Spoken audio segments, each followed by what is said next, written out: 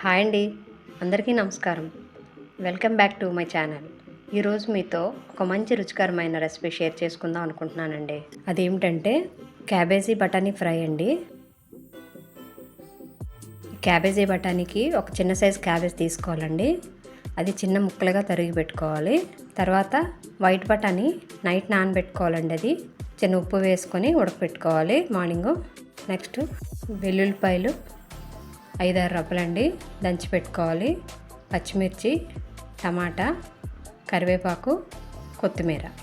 ముందుగా స్టవ్ వెలిగించుకొని ప్యాన్ పెట్టుకొని ఆయిల్ హీట్ చేసుకోవాలండి. ఆయిల్ హీట్ అయినాక దానిలోకి పోపు దినుసులు వేసుకోవాలండి. అవి ఆవాలు, జీలకర్ర, శనగపప్పు, మినప్పప్పు. ఇవి ఇలా ఫ్రై అవుతున్నాయి కదండి. ఫ్రై అయినాక వీటిలోకి ఇందాక మనం దంచిపెట్టుకున్న వెల్లుల్లిపాయలు వేసుకోవాలండి. ఈ వెల్లుల్లిపాయలు కూడా వేగాలండి. ఇవి వేగినాక పచ్చిమిర్చి, కరివేపాకు వేయించాలి. ఇలా వేయించిన వాటిలోకి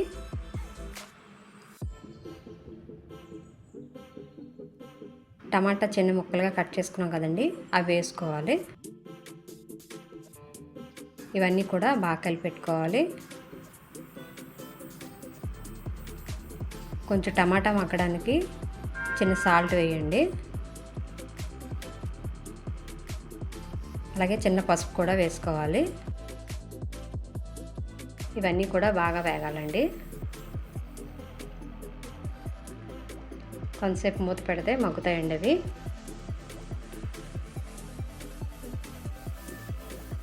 ఇలా మగ్గిన వాటిలోకి క్యాబేజీ కట్ చేసి పెట్టుకున్నాం కదండి సన్నగా, అవి వేసుకొని కలుపుకోవాలి. ఇవంతా కూడా బాగా కలిపెట్టుకోవాలి. కొంచెం క్యాబేజీకి ఉన్న నీరంతా కూడా పోవాలండి. ఆల్రెడీ మనకు క్యాబేజీ బాగా వాటర్ కంటెంట్ కదండి. ఇలా కొంచెంసేపు మూత పెట్టుకుంటే ఆ నీరంతా కూడా పోతుంది. చూడండి, ఇలా మరి ఒకసారి మళ్ళీ బాగా కలుపుకోవాలి. అదంతా కూడా దగ్గరికి అవుతూ ఉంటుంది. మరొకసారి మూత పెట్టుకోండి. ఇంకొంచెం మగ్గాలి.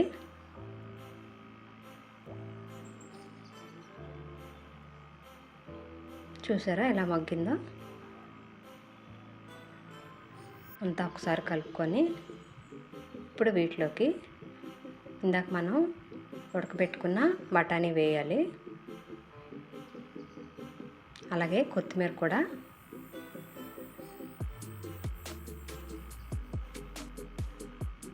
ఇప్పుడు అన్నిటినీ కూడా కలుపుకోవాలండి సాల్ట్ వేసుకొని. ఆల్రెడీ వైట్ బఠానీలో మనం చిన్న ఉప్పు వేసాం కదండి, మరి కొద్దిగా వేసుకుంటే సరిపోతుంది. ఇలా మొత్తం కూడా కలిపి పెట్టుకోవాలి.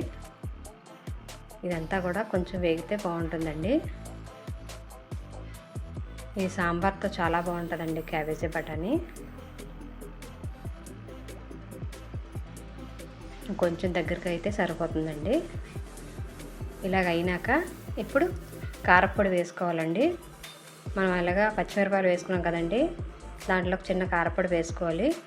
ఇలా ఫ్రై కూరలకి కారప్పొడితో బాగుంటుందండి.